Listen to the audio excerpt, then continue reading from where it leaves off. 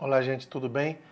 4 de setembro e eu queria fazer uma homenagem ao Salvador Allende, o presidente chileno, que há exatos 50 anos, 4 de setembro de 1970, era eleito pelo voto popular para governar aquele país. Dá para falar muito sobre o Allende, sobre tudo o que ele fez como presidente, antes de ser derrubado por um golpe de Estado sangrento que causou a morte de mais de 3.000 pessoas no Chile, muitas até hoje, as famílias ainda procurando informações para saber o paradeiro, enfim, poder fechar uma ferida aberta por militares corruptos e assassinos. Mas enfim, eu vou apenas ler um texto do Eduardo Galeano, um texto que está no livro, na trilogia Memória do Fogo, no terceiro volume da trilogia, que é O Século do Vento, El Siglo del Viento. E esse texto eu acho que é a melhor homenagem que se pode fazer ao Salvador Allende. Só contextualizando, o texto fala de um povoado no interior do México que não tinha nome, e uma pessoa foi encarregada, uma das pessoas do povoado, foi encarregado de viajar e estudar para encontrar um nome para as pessoas decidirem colocar nesse povoado. E aí eu vou ler o texto aqui agora. 1984, Tepic. O nome encontrado. Na Serra Mexicana de Nayarit, havia uma comunidade que não tinha nome. Há séculos andava buscando nome essa comunidade de índios huicholes.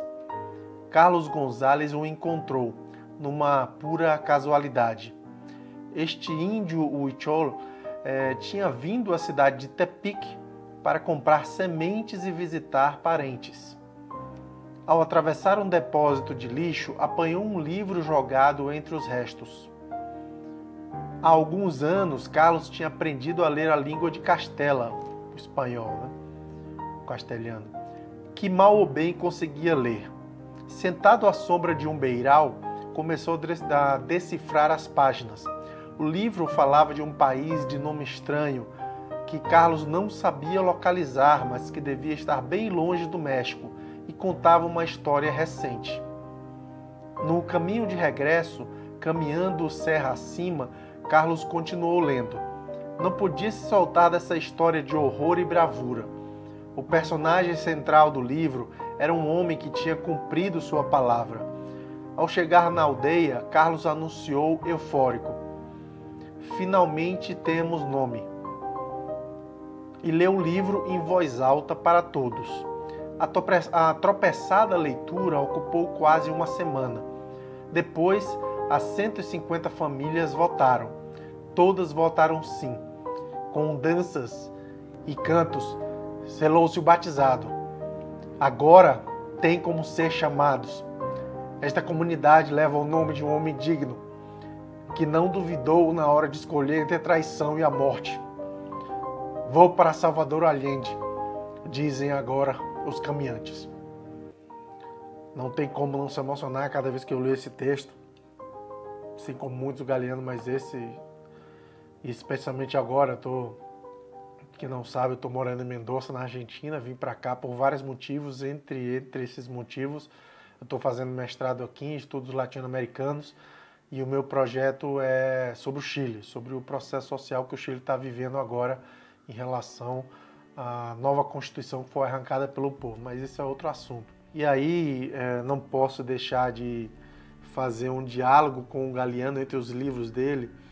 Ele, no livro Os Filhos dos Dias, que é um livro que quem não conhece, procure, por favor, é um livro que tem uma história, um texto bem pequeno para cada dia do ano.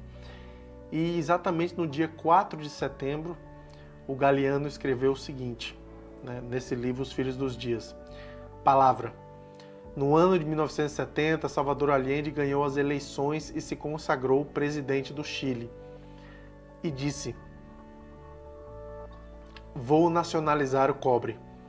E disse: "Daqui eu não saio vivo." E cumpriu sua palavra.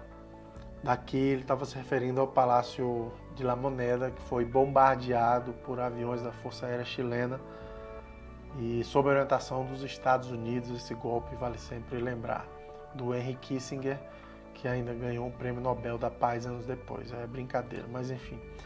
Fica aí então o registro, a homenagem ao Salvador Allende, esse personagem histórico dos mais grandes que a gente teve no século XX e que nunca vai ser esquecido pela sua grandeza, bem diferente do Pinochet, esse assassino corrupto, picareta, que até fiz um vídeo, vou colocar aqui no final a tela para o vídeo, contando uma história dele, do Pinochet, relacionada com a rachadinha da família Bolsonaro, né? O Pinochet, que é o Augusto Pinochet, o grande ídolo, um dos grandes ídolos da família Bolsonaro da extrema-direita no Brasil.